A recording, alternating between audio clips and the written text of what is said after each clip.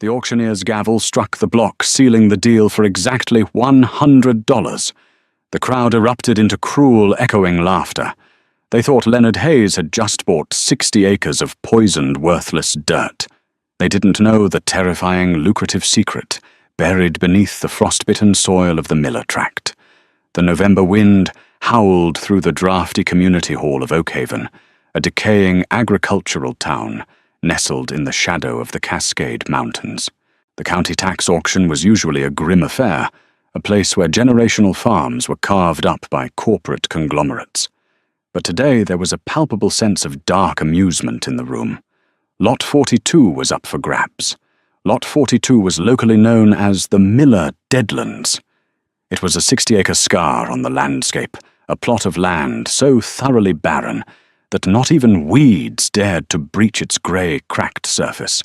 30 years prior, its previous owner, an eccentric named Jeremiah Miller, had supposedly ruined the water table with illegal amateur chemical dumping. The county had seized it years ago, but nobody, not even the predatory developers at Agritech Solutions, would touch it. The soil tests over the years had come back with alarming levels of salinity and an acidic pH that could strip the paint off a tractor. "Do I hear 500? The auctioneer, a sweaty man named Richard Klein, droned into the microphone. Silence. 200. More silence. A few farmers chuckled. "I'll give you $100 for it, Richard," shouted Michael Larson, the town's wealthiest and loudest dairy farmer from the back row. "Just to use it as a landfill." The room erupted in laughter. But before the auctioneer could jokingly accept the bid, a quiet, raspy voice cut through the noise. $100. Legitimate bid. The laughter died instantly. Every head turned to the middle aisle. There sat Leonard Hayes. He was a man who looked like he had been hollowed out by the world. 5 years ago, Leonard had been a top-tier agronomist for a massive agricultural firm out of Chicago. He was the guy who figured out how to make drought-resistant soybeans yield 20% more per acre, but a brutal corporate buyout, orchestrated by a ruthless executive named Aidan Arrington, had left Leonard the scapegoat for a massive pesticide failure. Leonard had lost his career, his savings, and his reputation. Now, at 48, he was living out of a battered 1998 Ford F-25. Oh, looking for a place to disappear. Leonard. Richard Klein leaned over the podium, dropping the auctioneer cadence. "You know what that land is, right? It's a dead zone. It'll cost you 10 grand just to clear the dead timber." $100, Leonard repeated, his jaw set. "Do we have a deal or not?" Richard sighed, striking the gavel. "Sold. Lord help you, buddy." The moment the paperwork was signed, the town's verdict was sealed. Leonard Hayes was officially Oakhaven's resident fool. When Leonard walked into Brenda Higgins's diner later that afternoon to grab a black coffee, the whispers followed him, like shadows.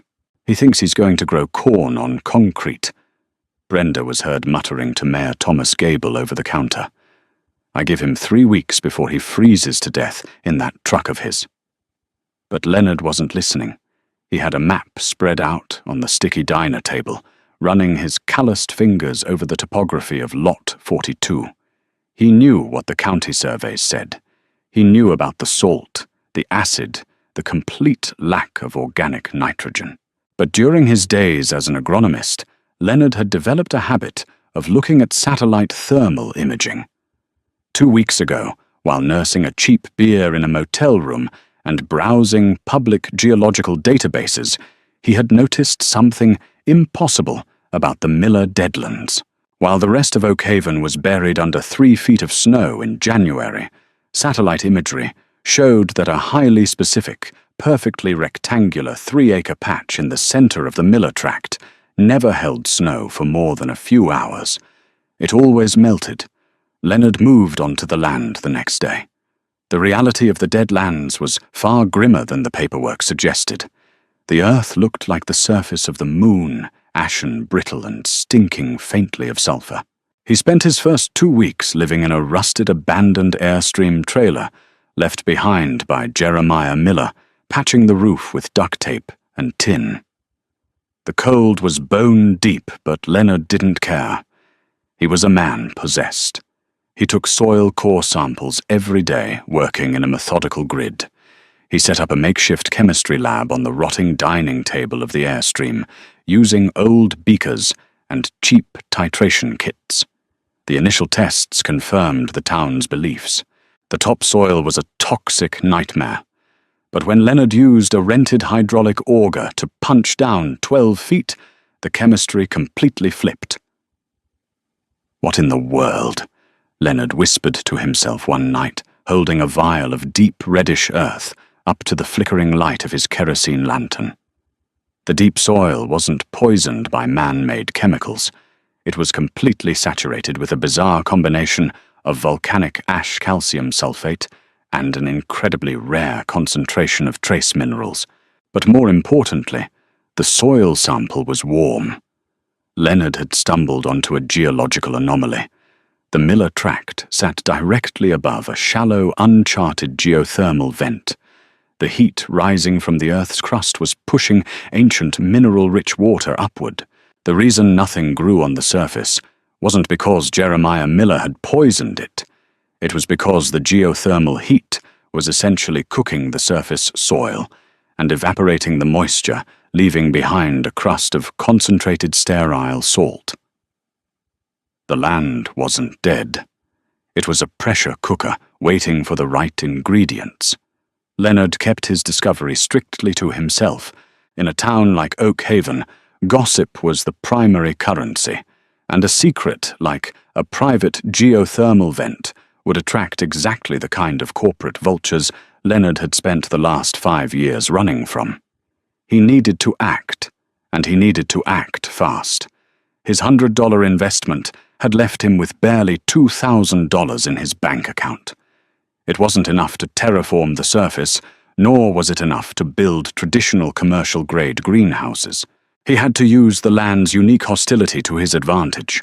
He spent December doing back-breaking labor. First, he used a rented mini-excavator to dig deep trenches, effectively creating sunken plots that tapped directly into the warm, mineral-rich subsoil, bypassing the toxic, salty crust altogether. Then he bought thousands of yards of heavy-duty commercial-grade agricultural plastic and built low, tunnel-like structures over the trenches. From the road, it looked like Leonard was burying bodies. Michael Larson, driving past in his heated luxury pickup truck, rolled his window down and yelled into the freezing wind. "Digging your own grave. Hayes, save some dirt for the tombstone." Leonard ignored him, driving his shovel into the thawing earth. He was too focused on the package arriving the next day. It was a shipment he had spent the last of his savings on, imported through a grey market botanical contact he still had in Tokyo. Leonard wasn't going to grow corn, wheat, or soybeans. The soil was too hot, too mineral-dense. Instead, he was going to cultivate something that botanists considered notoriously impossible to grow outside of a few hyper-specific regions in the world. He was planting Wasabia japonica, true Japanese wasabi, but not just any strain. He had secured a rare ancient mountain variant known as Daruma. True wasabi is one of the most difficult temperamental crops on the planet. It requires a constant, steady stream of nutrient-rich spring water, highly specific mineral balances, and a temperature that never fluctuates.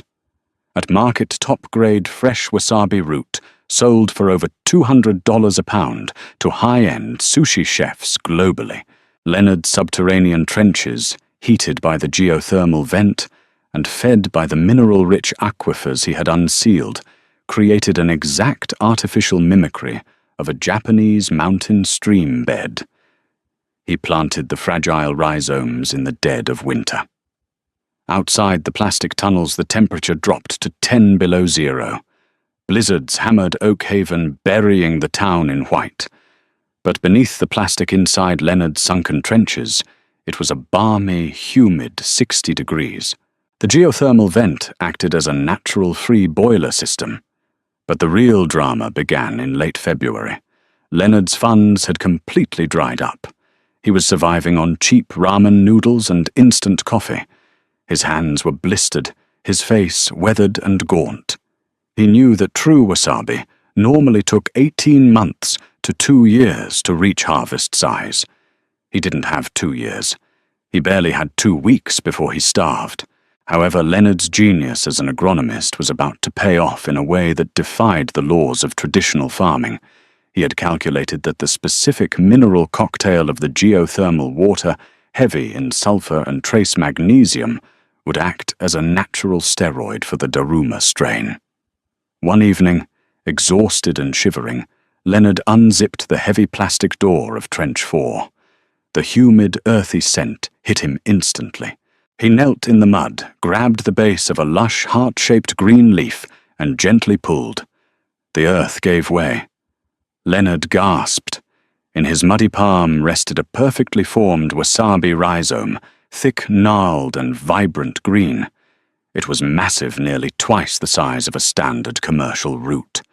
The geothermal shock treatment hadn't just kept the plants alive, it had sent their growth cycle into hyperdrive. They had matured in just 4 months. He sliced a tiny sliver off the root with his pocket knife and touched it to his tongue. The flavor was explosive, a clean, sharp, tear-inducing heat that faded instantly into a sweet, complex herbal finish. It was flawless. Better than flawless. It was world-class. "I did it," Leonard whispered to the empty greenhouse, tears mingling with the sweat on his face. "I actually did it." But success in a small town rarely goes unnoticed. The massive heat signature radiating from Leonard's covered trenches was melting the snow in a massive radius around his property. To the casual observer, it looked highly suspicious. Rumors began to spread like wildfire. Brenda Higgins told everyone who would listen that Leonard was running a massive illegal narcotics operation. Why else would a man have heated tents in the middle of a dead zone? She argued. The gossip inevitably reached the ears of Michael Larson, who besides being a dairy farmer, also had a brother-in-law on the local county police force. Larson, driven by a toxic mix of arrogance and curiosity, decided he wasn't going to wait for the law. On a moonless night in early March, Larson parked his truck a mile down the road, cut across the frozen fields with a pair of bolt cutters, and slipped onto the Miller tract. He approached Trench 1, fully expecting to find a fortune in illicit plants. He drew his hunting knife and slashed a massive 5-foot tear into the expensive thermal plastic. The blast of cold sub-zero air rushed into the humid trench, immediately creating a thick cloud of steam. "What the hell?" Larson coughed, waving the fog away. He shone his heavy maglite into the trench, expecting contraband. Instead, he saw rows upon rows of leafy green plants sitting in shallow flowing water. "Weeds, he's growing damn weeds." Suddenly the cold steel barrel of a 12-gauge shotgun pressed firmly against the back of Larson's neck. "Step away from the plastic." "Michael." Leonard's voice was dangerously calm, echoing out of the darkness. Larson froze, dropping the knife. "Hayes, you're crazy. You were just committing felony destruction of property on agricultural land." Leonard interrupted, his finger hovering over the trigger guard. He looked at the gaping slash in the plastic. The cold air was already beginning to shock the nearest plants. Every second the trench was open, he was losing hundreds of dollars in inventory. "You have 5 seconds to start running back to your truck. If I see you on my land again, I won't give you a warning." Larson scrambled out of the trench, stumbling over the frozen mud, and bolted into the night, cursing loudly. Leonard immediately dropped the shotgun and rushed to repair the tear, frantically taping the plastic together with frozen, shaking fingers. He managed to seal it, but the damage to his security was done. The town now knew he was fiercely guarding something, and the local police would soon be knocking. Worse yet, Leonard had a harvest ready to pull, but absolutely zero buyers lined up. He had the most expensive, rarest crop in the state, sitting in the dirt of the town's most infamous dead zone, and no way to transport it before it spoiled. He was sitting on a gold mine, but he was still $100 fool in the eyes of the world. He needed to make a move that would shock the culinary world, and he needed to do it before Oakhaven tore his operation down. Leonard didn't sleep the night after Larson's botched break-in. He knew the clock had officially run out. By morning, Larson would be sitting in Brenda Higgins's diner, spinning a wildly exaggerated tale about Leonard's shotgun and the suspicious operation hidden beneath the plastic. A police raid was imminent. If the county sheriff tore apart his trenches looking for narcotics, the delicate thermal balance would be destroyed, and the wasabi would die within hours. He needed to liquidate his first harvest immediately, and he couldn't sell it locally.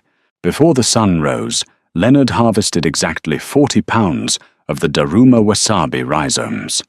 He worked with agonizing care, gently washing the dark soil from the gnarled roots in a bucket of ice water to shock them into dormancy.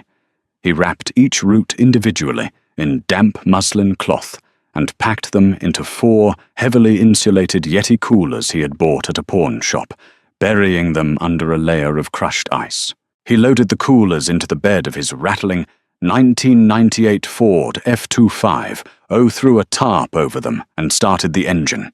He wasn't going to a local farmer's market. He was driving 14 hours straight south, crossing state lines, heading toward the culinary mecca of Napa Valley, California. His target was one of the most exclusive Michelin-starred restaurants in the world, renowned for its relentless pursuit of flawless ingredients. He was going to corner Chef Thomas Keller's head buyer. The drive was grueling. The truck's heater was broken, and Leonard subsisted entirely on black coffee and stale gas station crackers. His mind raced with anxiety. If the restaurant rejected his product, he wouldn't even have enough gas money to make it back to Washington. He would be completely ruined. When Leonard finally pulled into the pristine, manicured alleyway behind the legendary restaurant the following morning, his truck looked like a rusted eyesore against the backdrop of luxury supplier vans. He hauled one of the heavy coolers out of the bed and carried it toward the gleaming stainless steel loading doors. "Hey, you can't park that junk heap here," a voice barked. A young, impeccably dressed sous chef named Peter stepped out holding a clipboard. He looked Leonard up and down with undisguised disdain. Leonard looked like a vagrant, unshaven bags under his eyes, wearing a mud-stained flannel jacket. "I'm here to see the executive buyer," Leonard said, his voice raspy from the long drive. "I have a specialty ingredient. We have contracted suppliers, pal." Peter scoffed, waving him off.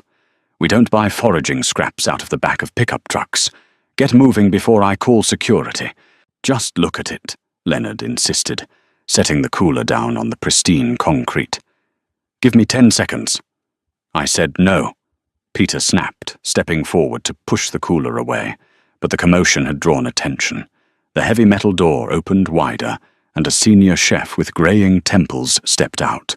It wasn't Keller himself, but it was chef de cuisine Robert Harris, a man known in the industry for having a palate so refined it bordered on the supernatural. "What's the problem out here, Peter?" Robert asked, wiping his hands on a pristine white towel. "Just a drifter, chef. I'm handling it." "I'm an agronomist," Leonard corrected, locking eyes with Robert. "And I'm holding 40 pounds of fresh American-grown Daruma wasabi that rivals anything currently coming out of the Shizuoka prefecture." Robert paused, his eyebrows shooting up. True wasabi was incredibly difficult to source fresh, and almost all of it was flown in from Japan at astronomical costs. The claim that someone was growing it in the States, let alone a premium mountain strain, was absurd. "Open it," Robert commanded. Leonard unlatched the cooler and pulled back the damp muslin cloth. The sight of the massive, vibrant green rhizomes sitting on the bed of crushed ice, made Robert gasp. He knelt down reverently, picking up a root. He examined the tight circular ridges, the firmness, the sheer, impossible size of it. "Peter." Robert said, his voice trembling slightly. "Bring me an oroshigain." Peter rushed inside and returned seconds later with a traditional Japanese grater made of shark skin. Robert took a paring knife, cleanly sliced the top off the rhizome, and began rubbing the root against the coarse shark skin in slow, deliberate circles. A bright pastel green paste began to form. Robert scooped a tiny amount of the fresh paste onto his finger and tasted it. Leonard held his breath. For 10 agonizing seconds, Robert closed his eyes. The sharp, volatile compounds of the wasabi hit his sinuses, followed by the deep, complex, sweet herbal notes that only true, perfectly cultivated daruma possessed. Robert opened his eyes and looked at Leonard as if the battered farmer were a wizard.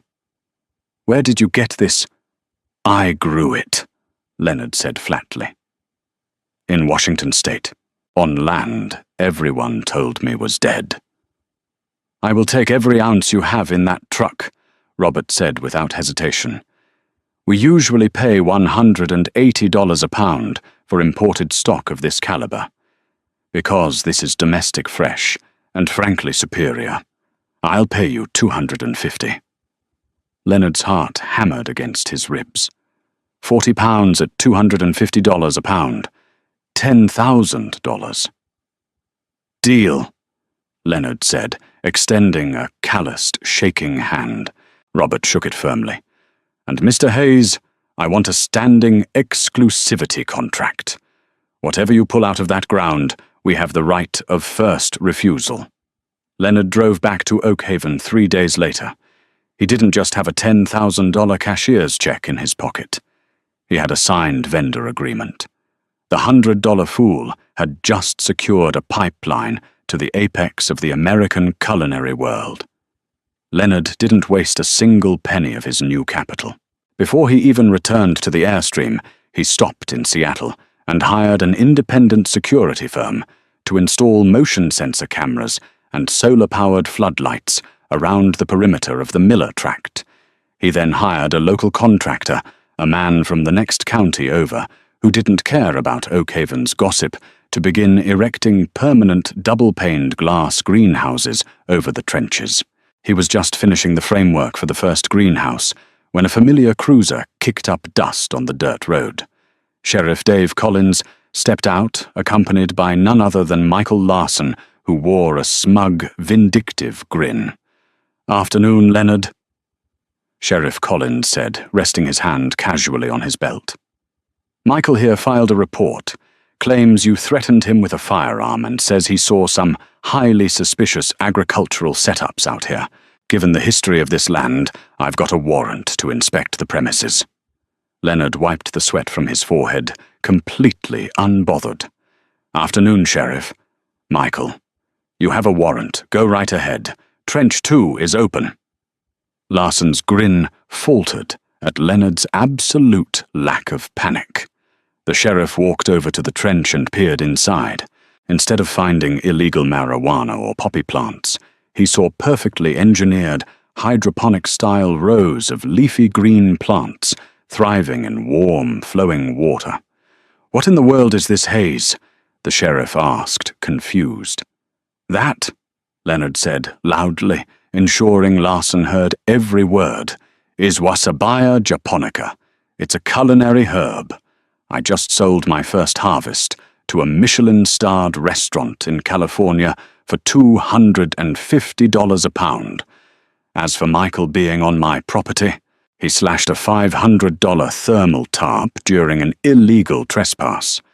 I told him to leave under my rights of the castle doctrine and agricultural defense laws." Sheriff Collins turned to Larson, whose face had gone pale. "A legal culinary herb. Michael, you dragged me out here for cabbages." "He's lying," Larson sputtered. "Look at this place. It's the Deadlands. Nothing grows here. The soil is poisoned. The topsoil is highly saline, Leonard corrected his voice, dripping with professional authority.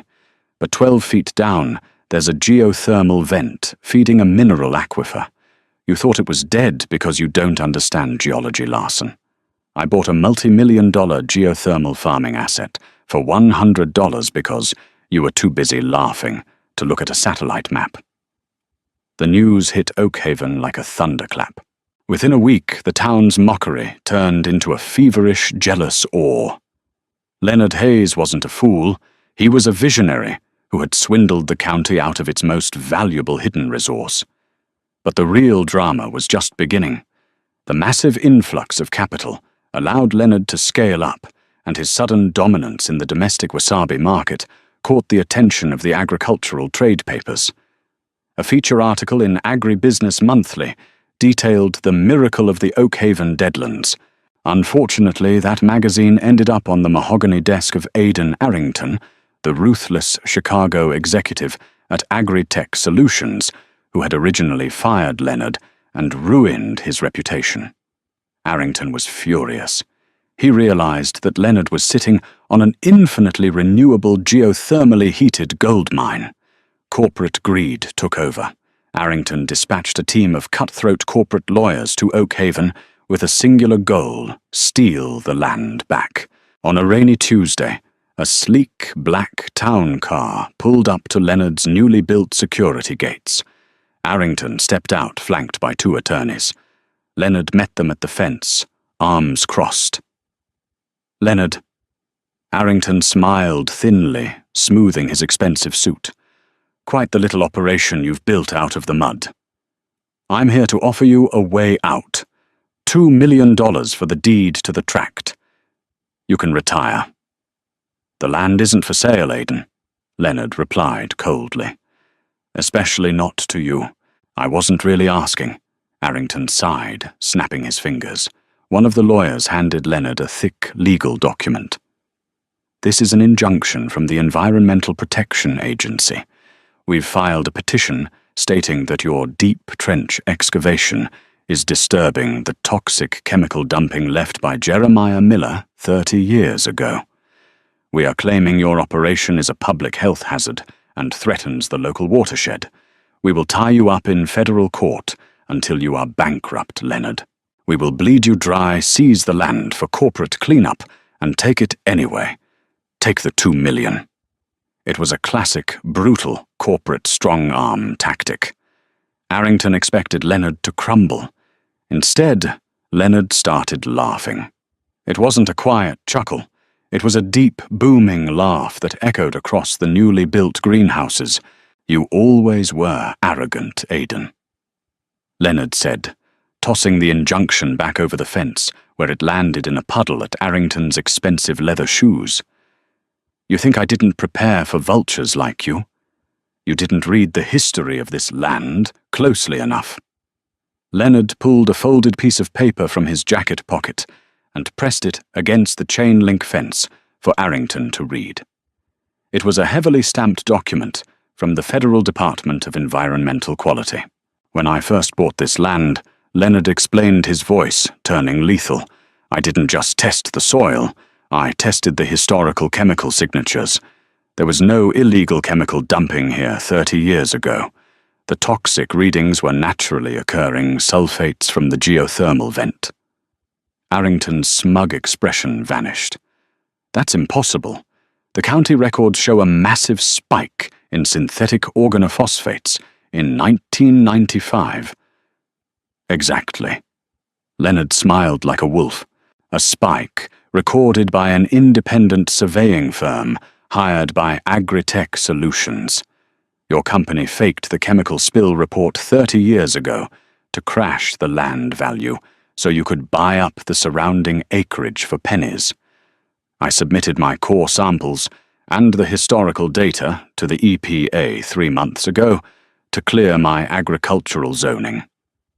They aren't investigating me, Aidan. They are currently opening a federal fraud investigation into you." Arrington's face drained of all color. He realized instantly that Leonard hadn't just out-farmed him. Leonard had set a legal trap using Agritech's own forgotten corporate crimes. "You're dead, Hayes!" Arrington spat, his composure completely shattering as he backed away toward the town car. "You hear me?"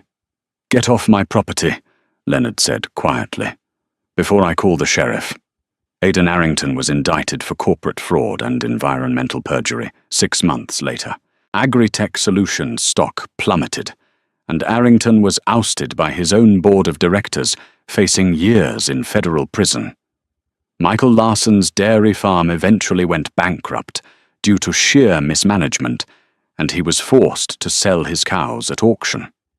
As for Leonard Hayes, he never left Oak Haven. Over the next 3 years, the Miller Deadlands transformed. The barren grey dirt was covered by 5 acres of state-of-the-art, geothermally heated glasshouses. He expanded his crops from Daruma wasabi to include rare truffles and geothermally cultivated vanilla orchids. He hired 20 locals from the town, paying them top wages, and single-handedly revitalizing the local economy. The man who had bought the town's poisoned joke for a single $100 bill was now pulling in over $8 million a year in revenue. Every morning, Leonard would walk through the humid, lush green aisles of his greenhouses, breathing in the rich, earthy scent of impossible success. He had taken the absolute worst the world had to offer: ruined earth, a ruined reputation, and the mockery of his peers, and turned it into an empire. They laughed when he bought the dead farm, but as Leonard looked out over the thriving green oasis he had built from the ashes, he knew one undeniable truth: he was the only one laughing now. Leonard's journey from a scapegoated agronomist to a multi-million-dollar agricultural pioneer proves that sometimes the greatest treasures are hidden beneath the harshest surfaces. It takes a trained eye, relentless grit, and the courage to ignore the mockery of the crowd to turn a $100 piece of dead dirt into a thriving empire. If you enjoyed this story of vengeance, resilience, and ultimate triumph, hit that like button, share it with someone who needs a breakthrough, and subscribe for more incredible real-life stories.